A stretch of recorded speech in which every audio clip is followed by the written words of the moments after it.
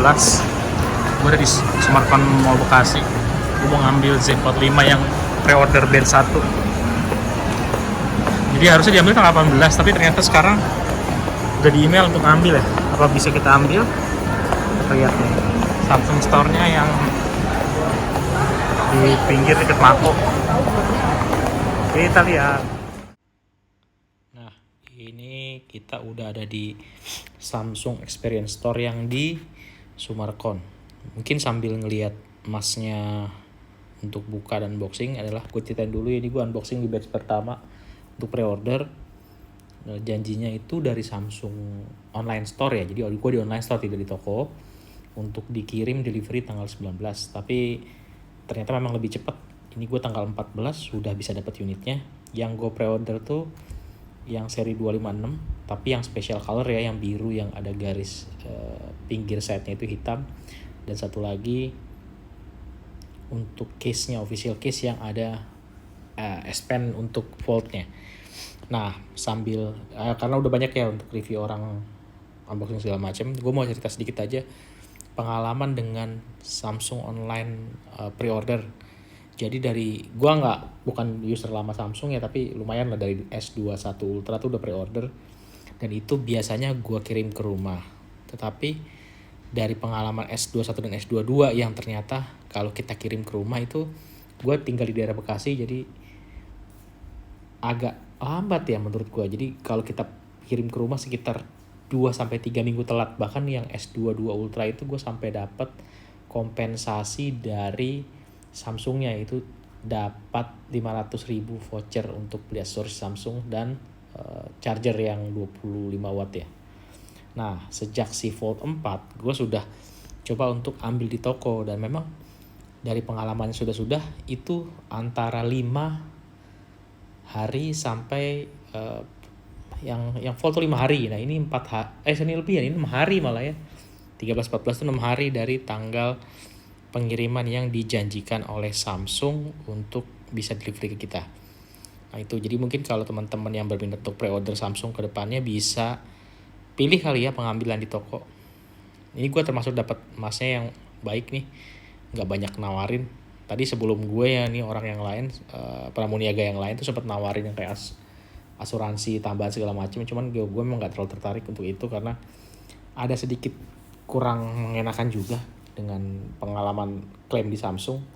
Jadi buat gue garansi dari handphone aja yang 1 tahun tuh cukup lah, kecuali emang lu orangnya ini banget ya, sama barang elektronik tuh nggak apik gitu. Nah, ada sedikit komplain dengan Samsung, kenapa setiap produk Samsung tuh unboxingnya mesti dilakukan oleh pramuniaganya ya. Karena menurut gue sih pribadi, ini personal gue aja opini, kalau kita tuh sebenarnya antusias sama barang baru kadang bukan cuma makainya, unboxingnya juga antusias ya. Jadi kalau di Samsung ini kan yang unboxing beliau nih, jadi ya kita nggak ngerasain pertama megangnya, justru apa yang kita harapin kita bisa megang pertama enggak gitu. Dan kemudian memang banyak step-step QA yang mereka lakuin untuk bisa memastikan ke konsumen bahwa barangnya di delivery bagus. Cuman kalau kita pakai logika, Samsung ini kan perusahaan internasional ya. Di pabrik semua barang yang sudah dijual ke masyarakat otomatis sudah lewat ratusan checklist dan puluhan proses QC. Jadi saya pikir untuk dia lakukan ini lagi di depan customernya, saya rasa nggak perlu sih gitu.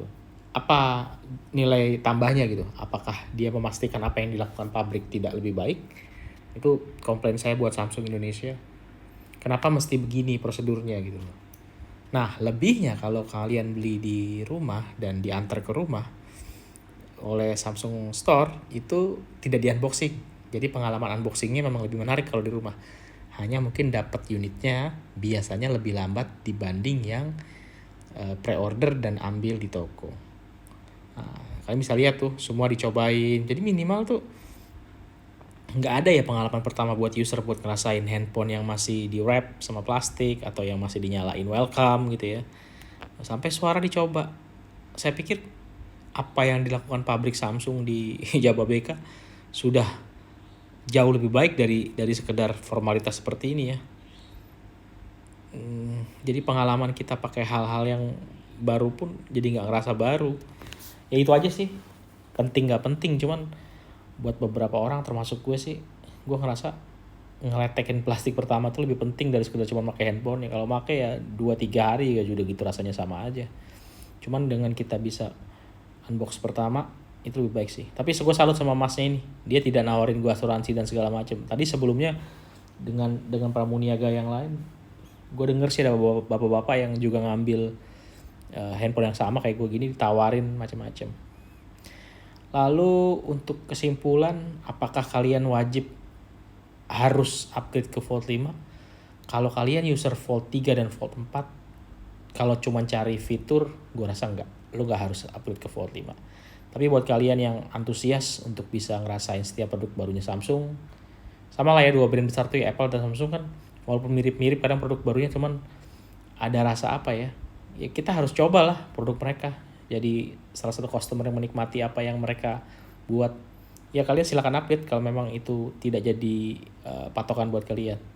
Tapi buat yang ngerasa gue punya Volt 3, gue punya Volt 4, upgrade nggak ya? Gue bilang nggak. Stay aja dulu, karena masih sama, crisp masih sama, bentuknya masih mirip-mirip gitu. Nah, itu aja sih dari gue. Sebagai penutup, sekali lagi buat Samsung, please lah, gak usah lah kalian unboxing begini di depan customer.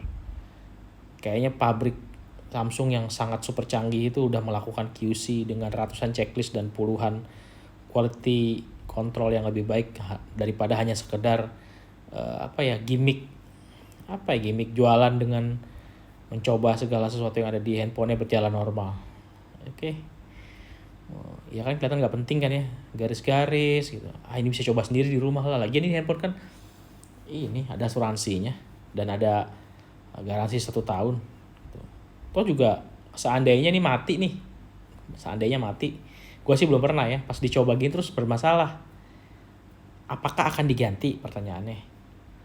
Dan yang kedua, apakah benar-benar orang itu tahu begitu dicobain, oh ini problem nih, kan kita nggak nyoba sendiri gitu, dari mana kita tahu presisinya kita benar atau enggak. Cuma itu aja dari gue. Semoga bacotan yang gak penting ini ya menyuarakan kalian juga sih yang ngerasain kalau beli handphone di Samsung tuh mesti diginiin gitu. Ini yang jadi pertanyaan besarnya sih buat mereka, masih perlukah? Karena sekali lagi experience untuk unboxing tuh kadang lebih menyenangkan dari ketimbang cuman pakai handphonenya. Thank you udah nonton. Untuk yang gak penting ini, buat yang lagi nunggu pre-ordernya, semoga cepet dapet ya. Thanks, bye.